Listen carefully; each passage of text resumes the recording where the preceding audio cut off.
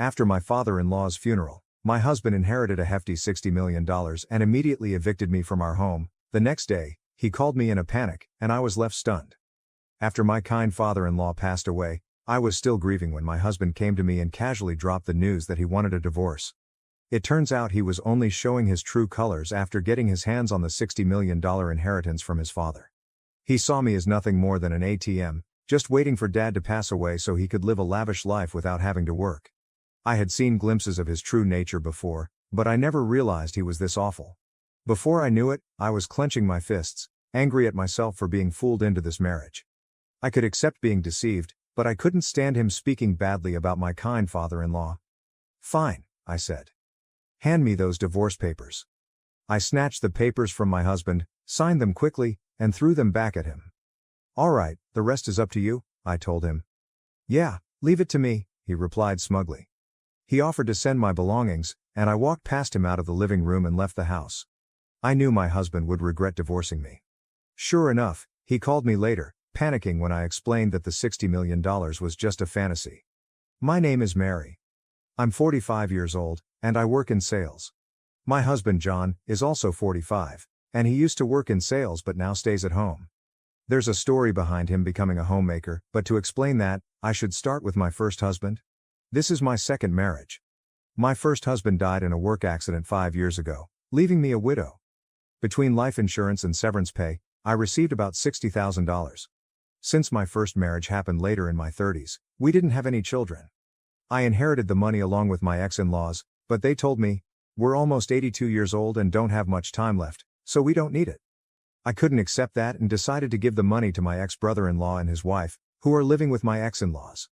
However, they also said, "We don't need much since it was my brother's money, you should use it." So they only took a small portion of the money.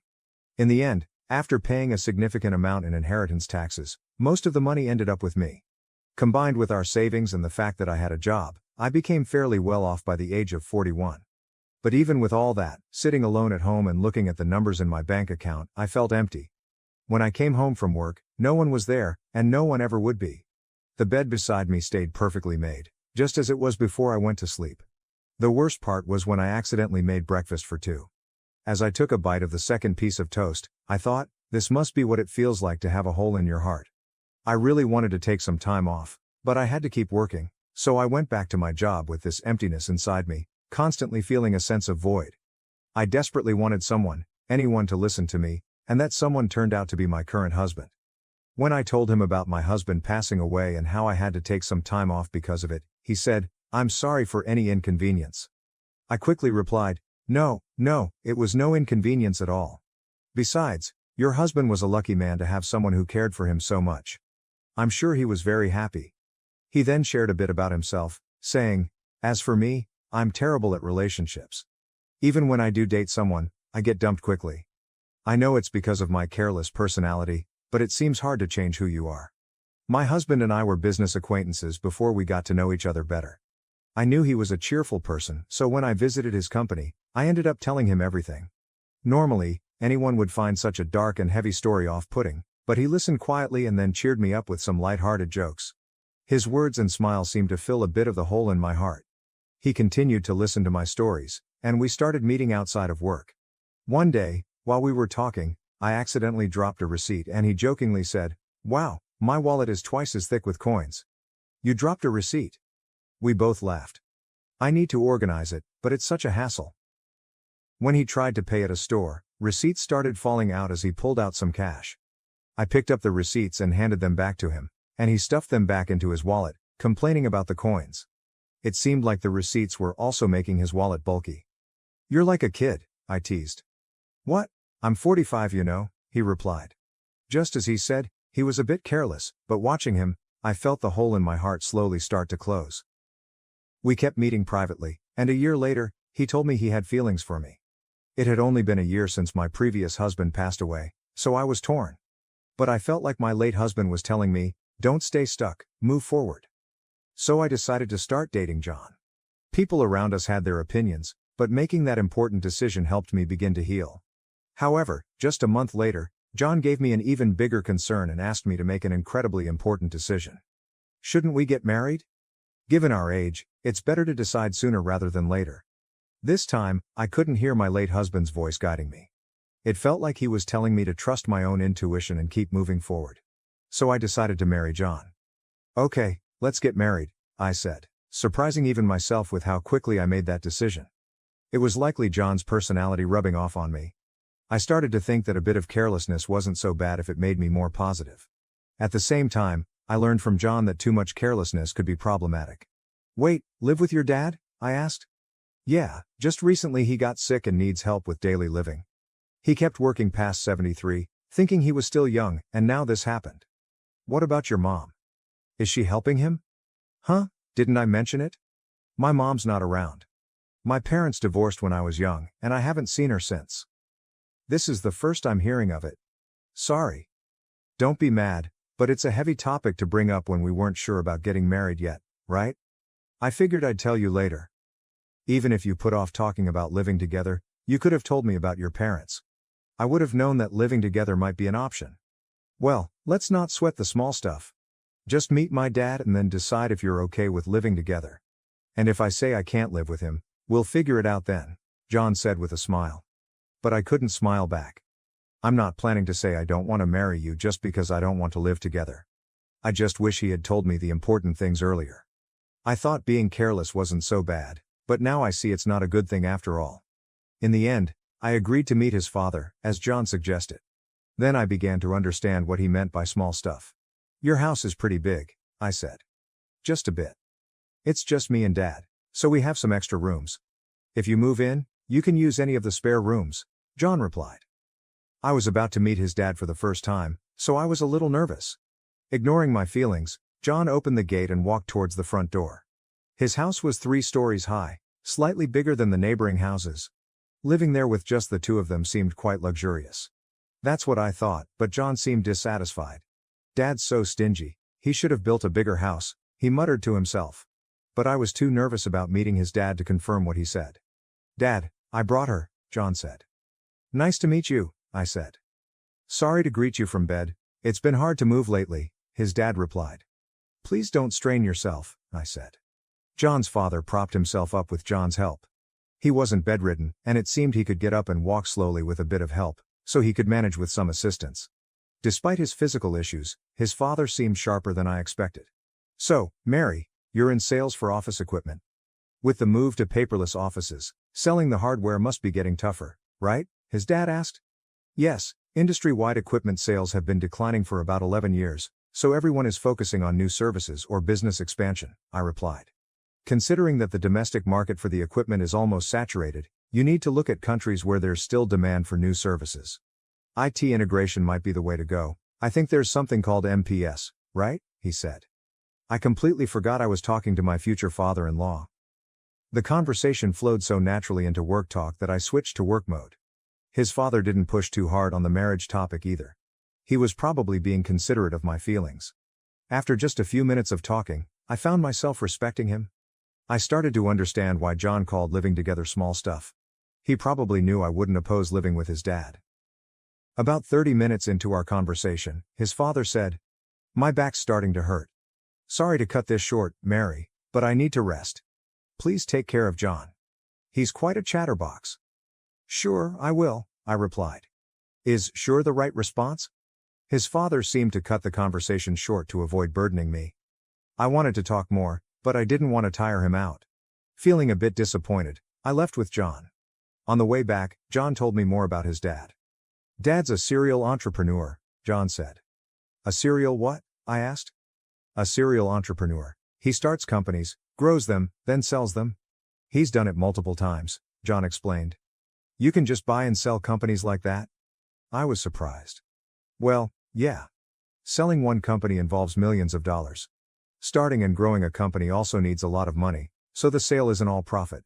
But still, Dad's pretty well off. He just doesn't like to spend. He could build a mansion that would make jaws drop, but he doesn't, John said. Don't you know much about his work? I asked. He doesn't talk much about work or money.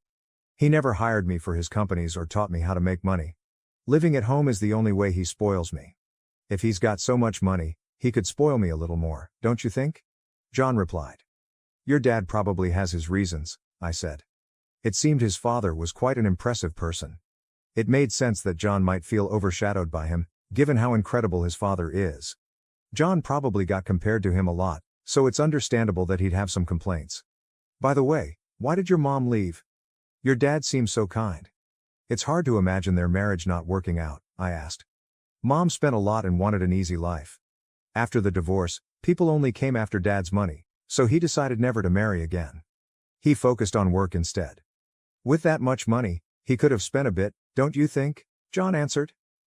I don't believe in spending money just because you have it, I said.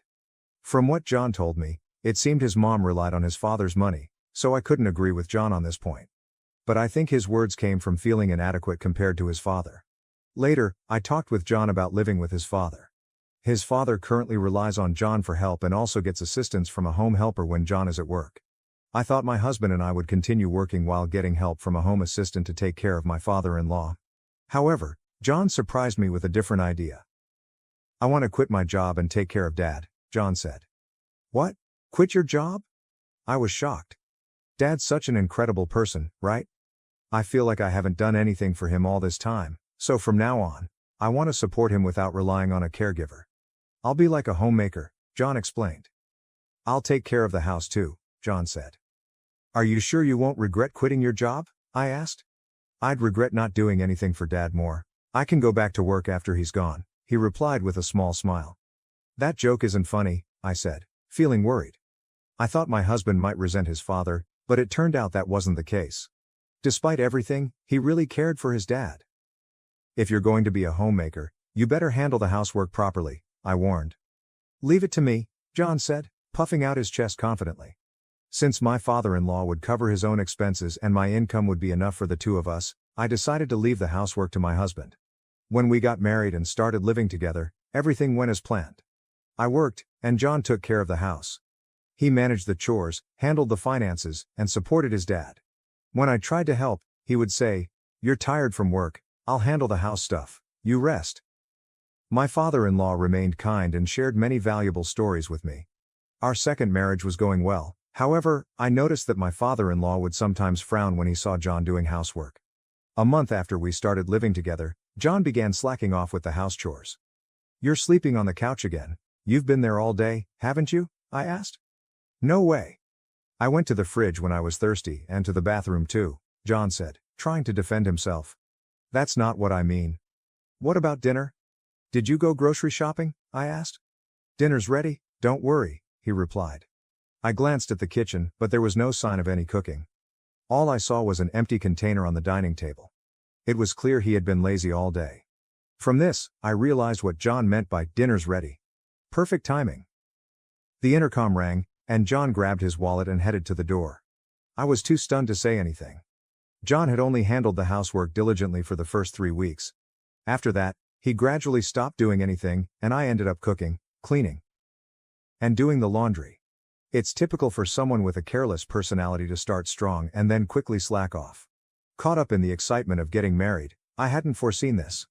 My father-in-law, on the other hand, must have predicted it early on, which is why he frowned when he saw John doing housework. As my husband began to shirk his duties, my father-in-law started apologizing to me, saying, "That boy is so careless. I'm really sorry, Mary. I hoped he'd become more responsible after getting married, but it seems he's just causing you trouble. If he becomes a burden, feel free to kick him out." "I wouldn't do that really. It's okay. I'm sorry. I've tried to correct him but he's just, well, you know." "It's okay, but he isn't neglecting to help you, right?" I asked. "No, he does help me, at least a little," I replied, noticing a slight change in my father-in-law's expression. It was clear that John wasn't completely ignoring his father, but he also wasn't doing a third job. Still, my father-in-law was probably downplaying the situation to avoid any conflicts between us. "I'm sorry," I said. "No, Mary, you don't need to apologize," my father-in-law replied with just one word. "Sorry." He seemed to understand what I was feeling. We both apologized, and there was a bit of awkwardness between us. To break the tension, my father-in-law quickly changed the subject with a brighter tone. "Oh, I'm doing some end-of-life planning and need your help. I'm not confident in John handling it." "End-of-life planning? It's not as negative as it sounds. I just want to avoid any trouble later." "Got it. If there's anything I can do, I'd be happy to help. Talking about John made us both cautious, so we ended up avoiding discussions about him and housework. It was an uncomfortable way of being considerate, but there were also thoughtful gestures that made me happy. Is there anything inconvenient at home? My father-in-law asked.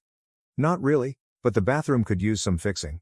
I had just wanted the water heater checked, I said, but my casual comment turned into something much bigger. Wait, what's this? I exclaimed when I saw the changes. My father-in-law had contacted a contractor he knew, and they completely renovated the bathroom. Not only were the tub and shower replaced, but the walls and floors were redone with special coatings to resist grime, and the drain was redesigned to make cleaning easier. They even installed a bath lift to help my father-in-law get in and out easily. Now I can enjoy a nice clean bath, and it's easier for me to get in and out, he said. It was an extravagant use of money, and this happened a few times where a small request turned into a huge upgrade. I learned not to ask my father-in-law for small favors lightly. Yet my husband still called him stingy. I couldn't understand how John could see it that way, given how generously his father spent money. Out of curiosity, I asked my father-in-law about his most extravagant spending. What's the most luxurious thing you've ever done? I asked. I started a seafood company in Germany, built the office and the factory from scratch. That cost a fortune. A company in Germany? That's impressive. Well, yes and no. I did it because I wanted to, so it was more like a hobby. Why seafood in Germany? Was it because it was profitable? No, I had no knowledge or connections and didn't think about profits. Germany exports a lot of seafood, and we import a lot of it. I love seafood, so I thought I could make money and eat all the food I wanted, he said, looking happier than I'd ever seen him. He must have really enjoyed that time, but if he just wanted seafood, he could have bought as much as he wanted. Starting a company overseas seemed extravagant. Do all successful people think this way? It's a world far beyond the understanding of an ordinary person like me. It made me realize that my father-in-law wasn't stingy, he was just careful about when and where to spend money. My husband just didn't understand that. One day, my husband burst into David's room and vented his frustration at both of us. You listen to Mary's requests but not mine. Are you talking about the bathroom? You use it too, right? And since cleaning is easier now, it's a big help to you as a homemaker, right? David replied calmly. My husband clicked his tongue loudly and stormed out, slamming the door behind him. I'm really sorry, I said. It's fine, but why don't you listen to your son's requests? I asked. He's like his mother. When he has money, he spends it without thinking. Even with a lot of money, you need to understand its value and how to use it wisely. I've tried teaching him that many times, but he's still the same, David said, his expression turning somber. Since that day, my husband had become even more neglectful. Not only did he stop doing anything around the house, but he started causing unnecessary trouble. Whose motorcycle is that outside? Did you buy it? No one else's motorcycle would be here. I yelled at my husband as soon as I got home from work, but he just polished an expensive-looking golf club in the living room without even looking at me. My husband had stopped doing housework and started buying whatever he wanted.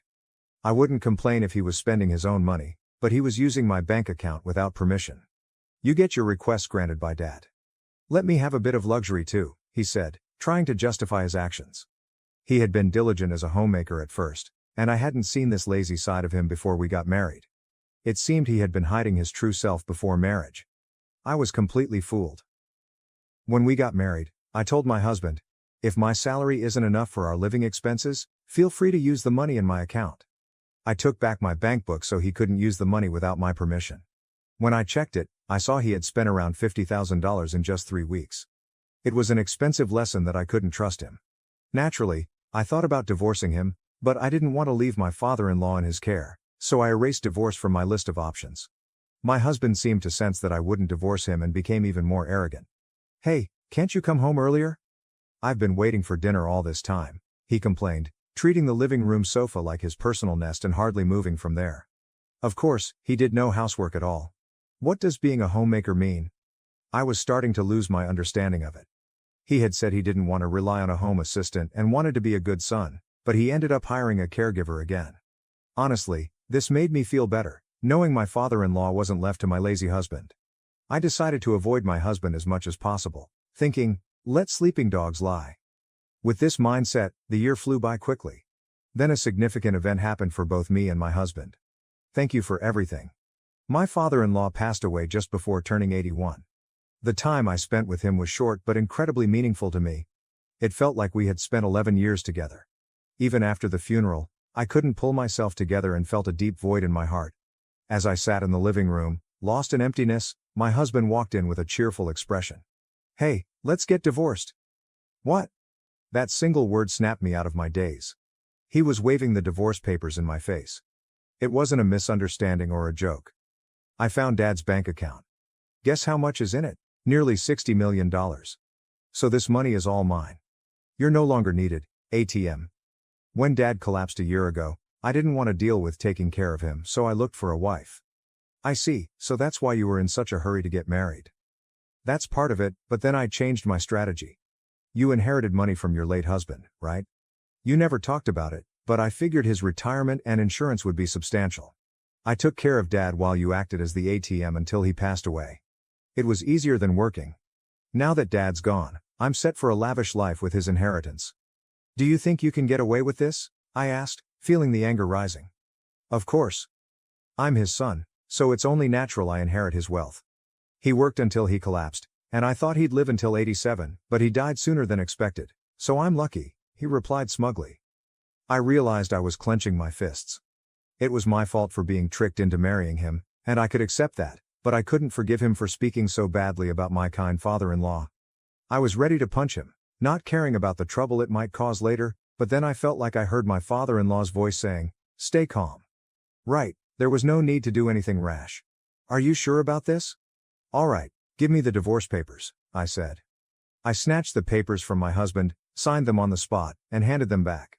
"Thanks for making this easy. I'll file these tomorrow.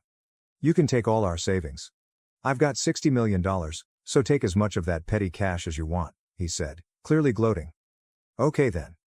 Yeah, leave it to me. I'll file the papers and send you your stuff if you want," I replied, walking past him and out of the house. As I left, my anger started to fade, and I felt a wave of laughter rising. My husband would soon regret divorcing me. That $60 million was just a pipe dream. A few days later, while staying at a hotel and looking for a new place to live, my ex-husband called. "Hey, what the hell did you do?" he yelled. I instinctively pulled the phone away from my ear as he started shouting. He seemed confused, so I needed to explain what was happening. "I can guess what happened, but why don't you tell me?" I asked calmly. "When I tried to withdraw money from Dad's account, they said this money can't be withdrawn." "What's going on?" "There should be $60 million in there," he said, his voice full of frustration. "Looks like you didn't know. Since your dad didn't spoil you, you never took an interest in his affairs, right? And he never discussed his work with you," I explained. "Stop with the riddles. There's money, right?" he demanded. "Yes, there's $60 million, but it's collateral, so you can't touch it," I replied. "Collateral?" he asked, his voice shaking. "That's right. The money is in the account, but it's untouchable, like a pie in the sky. Also, that money is about to be used to pay off debts, so it'll be gone soon," I explained. "You're kidding. There's $60 million, and I can't use any of it." His voice grew quieter as he started to panic. I knew about the $60 million being used as collateral because I helped with my father-in-law's end-of-life planning. He had asked me to handle things if anything happened to him. Since he passed away, I was going to use the $60 million to settle his debts, but since my ex suddenly demanded a divorce, I left the paperwork to him, telling him to take care of the rest. "What did Dad do with the $60 million? My ex asked. "He used it for something he loved," I replied. "What does that mean?" he asked, confused. At over 72, Dad decided his next job would be his last and used his savings for something he enjoyed. That seafood processing and distribution company in Germany he always talked about. He trusted the management to locals and planned to enjoy his retirement here, but it was a huge failure, and he lost almost everything. When he told me about it, he laughed, saying it was only natural since he did it without any real knowledge. He had no regrets about where he spent his money to start that company. He borrowed $60 million using his savings as collateral, but it turned into debt, so he planned to repay it with another job. It seemed impossible, but he didn't think so. Even with the debt, he kept enough money for his retirement. In today's world, where many struggle in retirement, it's impressive. However, while sorting out the Germany company, his health declined. When that happened, he renegotiated his repayment plan with the bank. Given his long history of high-value transactions, they trusted him. He told them, "If I can't work anymore, take the collateral." They agreed to a 2-year grace period, after which the debt would be paid off with the collateral if he couldn't work. That year is up, and it's time to settle the debt. So this $60 million is debt repayment money and will soon be zero, my ex asked, his voice filled with shock.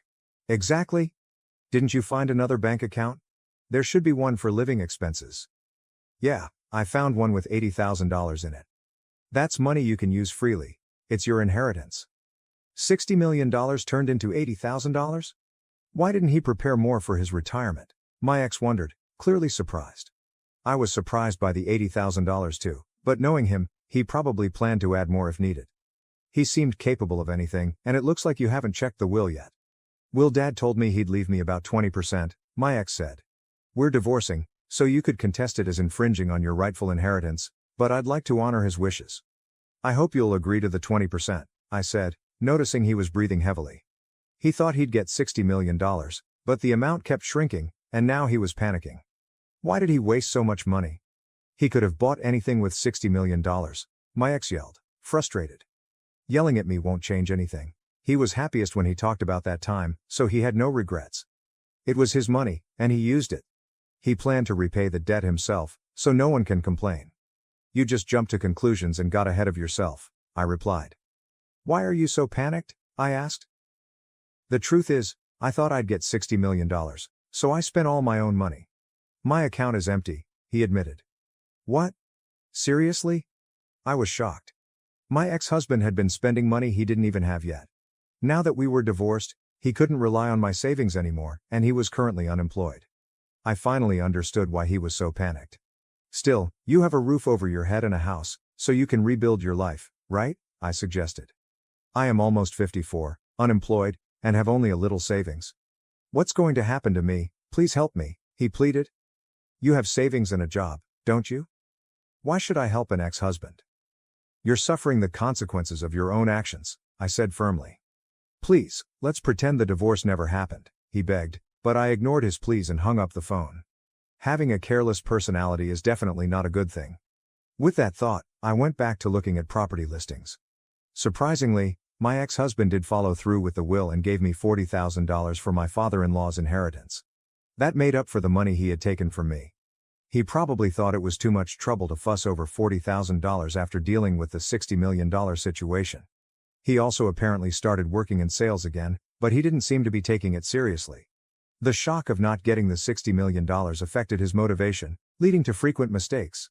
After a month of struggling under the scolding of younger supervisors, he saw his paycheck and lost motivation, comparing it to the $60 million he missed out on.